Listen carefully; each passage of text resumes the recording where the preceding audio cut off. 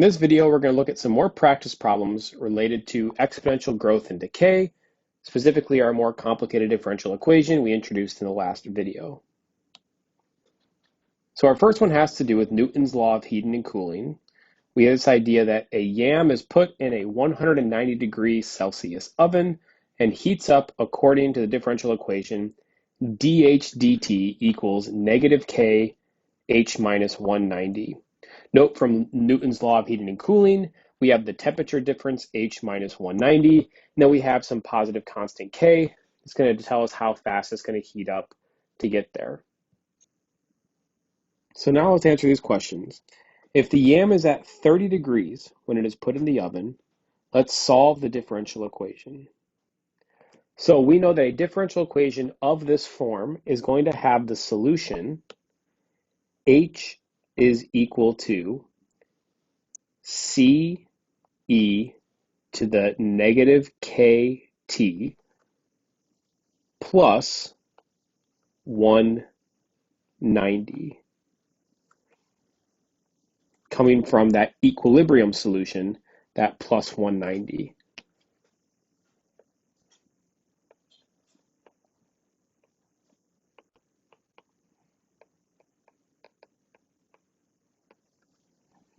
All right, we can think about that easily to make sure this is correct, that if we have C is equal to 0, which is corresponding to our equilibrium solution, we have H equals 190. This is saying if the yam is at 190 degrees, it's not going to increase temperature at all. So this is our differential equation. We need to solve for C, given the fact that the yam is at 30 degrees. We're going to find K in the second part of this, so we're not going to worry about that at the moment. So here we go, 30 degrees when it's put in the oven. This means that we have H of 0 is equal to 30. So we have H, when H is 30 degrees, we have C e to the negative K times 0 plus 190 degrees. That's 30 degrees equals C times 1 plus 190. That's going to give us C is equal to negative 160 degrees. Or not degrees, just 160. So our solution here is H equals negative 160 e to the negative kt plus 190.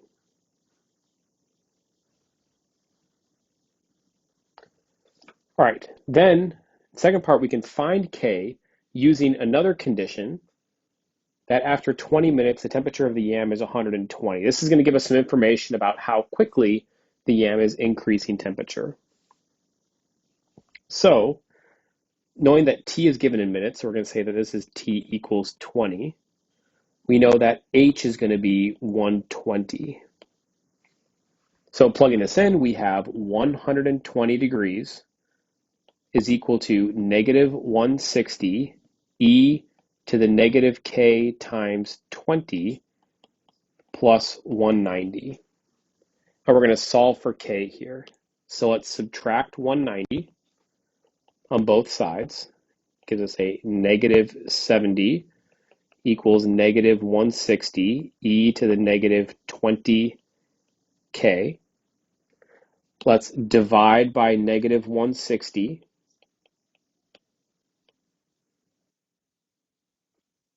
Which will give us a 7/16 equals e to the negative 20k. Now we are going to take the natural log of both sides. It's going to cancel out the e to the power of. We're going to get natural log of 7/16 is equal to negative 20k. And finally, we're going to divide by negative 20. And we get k is equal to natural log of 7/16 divided by negative 20. And we'll just leave the answer like that. Note that this is our exact answer. We could find a decimal approximation by plugging into a calculator. A lot of times it's going to be better to leave an answer as an exact answer, as we won't have any rounding errors, even though it may be harder to kind of type into a calculator with that. All right, so once again, what we're doing is we found the solution to the differential equation using our new fact that it's going to be of the form that we gave. And then we can use initial conditions to solve for C or solve for K in this case. This is similar to the half-life problem we did in the 9.4 practice video. All right, next problem here. Dead leaves accumulate on the ground in a forest at a rate of 3 grams per square centimeter per year. At the same time, these leaves decompose at a continuous rate of 75% per year. So we have kind of two parts to this differential equation. Let's find this for the total quantity of dead leaves, D, per grams per square centimeter. So we're going to be looking at the derivative of D with respect to T. We're going to have two parts here. We have that we're going to accumulate on the ground at a rate of 3 grams per square centimeter per year. That's going to be that no matter what happens, we are going to add 3 grams each time. Then the leaves are going to decompose at a continuous rate of 75% per year. So decompose means that we are going to subtract, and we're going to have 0.75 times whatever value of D we have. So note that the minus is because of the word decompose. We're decreasing, and the 0.75 comes from the 75%. All right, so the question here is, what is the equilibrium level?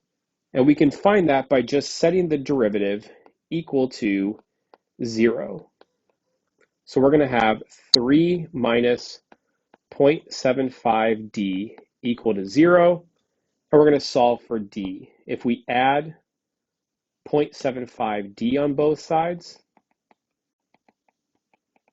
we get 3 equal to 0.75D. And if we divide by 0.75, we get D is equal to 3 over 0.75, which is equal to 4. So this is our equilibrium level.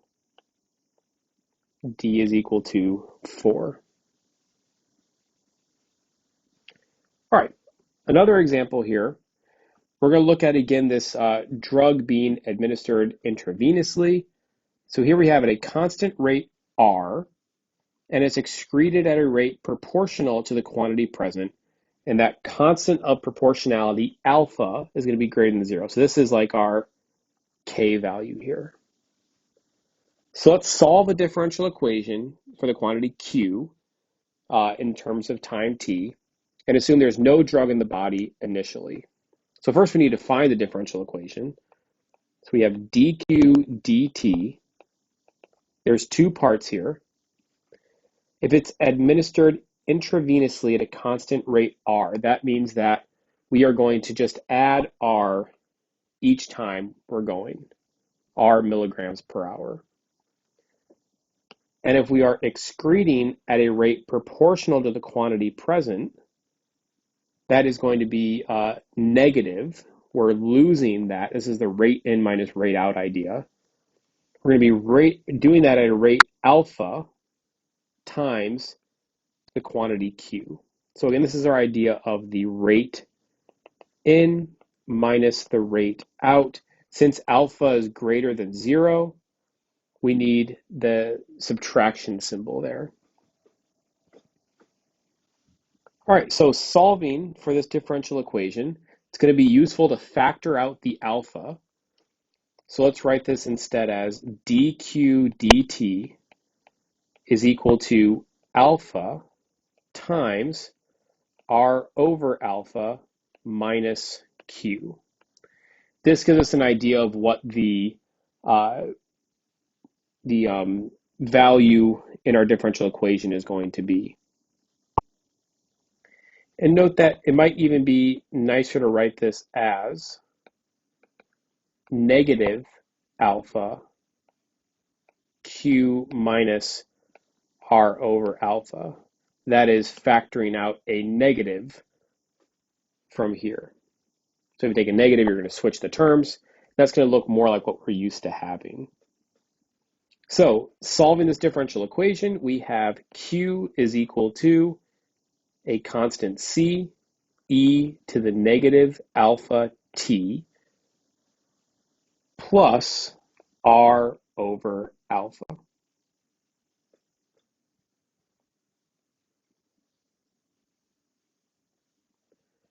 We can find the value of c as well. By doing this, there's no drug in the body initially.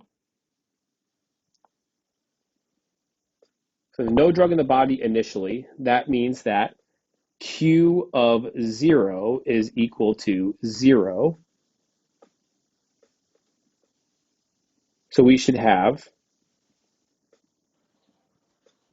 so this means that 0 is going to be equal to c e to the negative alpha, 0 plus r over alpha. 0 is equal to c plus r over alpha. So that means that c is going to be negative r over alpha. And our solution is going to be specifically negative r over alpha e to the negative alpha t plus r over alpha, our particular solution.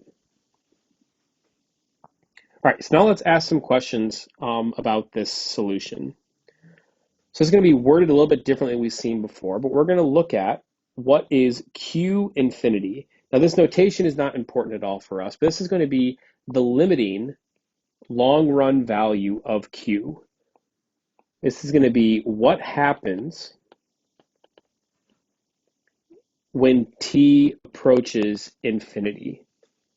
We can ask these questions for differential equations. This is going to have to deal with the equilibrium solution. So to find this, we're just going to take the limit as t goes to infinity of q. And that's going to be negative r over alpha e to the negative alpha t plus r over alpha. So as t goes to infinity, this e to the negative alpha t is going to go to 0. The reason for that is because this is going to be exponential decay, and as t goes to infinity, that's going to go to 0. So the value of this limit is going to be just r over alpha. And note that this is our equilibrium solution.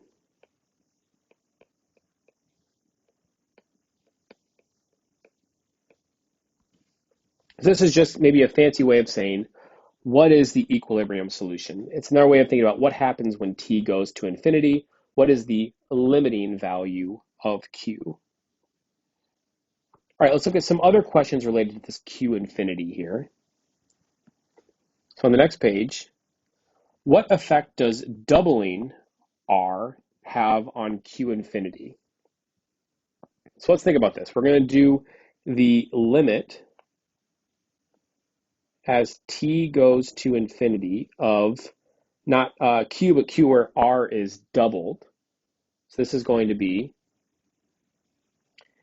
negative 2r over alpha e to the negative alpha t plus 2r over alpha. So we are replacing r with 2r. That is doubling r here. Let's see what happens to this limit. First part of this limit's just going to go to 0 in the exact same way. And we're going to be left with a 2r over alpha, this second part. So what effect does doubling r have on q infinity? It is going to double the value of q infinity. As originally, we had q infinity equals r over alpha, and now we have 2r over alpha, or 2 times r over alpha. So what that means in terms of this problem, right? We're trying to answer some questions about this drug being administered. If we increase R, if we go back to the previous page, what does R represent? So R is the amount that we are administering at the beginning at a constant rate. So if we double the amount of drug that we are putting into the body each hour, then that is going to double the limiting value at the end. Now let's answer the question, what happens if we double alpha instead of R? So that is, we're doubling the amount that's being excreted each time. So here we're going to be looking at the limit as t goes to infinity of negative r over 2 alpha e to the negative 2 alpha t plus 2r, or sorry, not 2r, over plus r over 2 alpha. So this time we're replacing alpha with 2 alpha here. And if we do this limit, the same thing happens in the first limit. This is just going to go to 0 every time. So we are left with r over 2 alpha, which is the same thing as 1/2 r over alpha. So we will be having the value of q infinity. So if we double the amount that we are excreting, the rate that it's excreting, we will half the amount that it's going to approach as t goes on. And we could answer a bunch of different questions about this as well, but we're going to leave it at that point.